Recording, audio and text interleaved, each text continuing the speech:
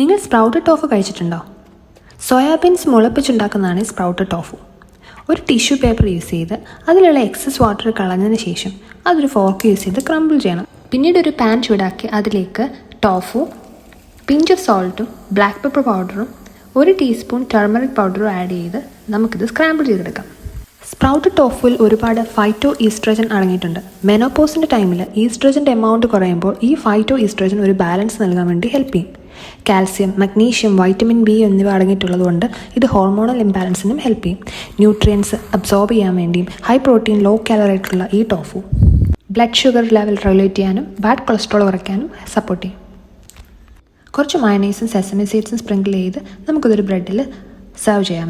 ഇതിനോടൊപ്പം നിങ്ങൾക്ക് ഇഷ്ടമുള്ള ഒരു ഫ്രൂട്ടും ഇത്തിരി യോഗട്ടും കുറച്ച് നട്ട്സും ഇൻക്ലൂഡ് ചെയ്താൽ ഇതൊരു ബാലൻസ്ഡ് ബ്രേക്ക്ഫാസ്റ്റായി. അപ്പോൾ എല്ലാവരും ട്രൈ ചെയ്ത് നോക്കണേ. സ്നേഹത്തോടെ സ്നേഹിക്കുന്നവർക്ക്.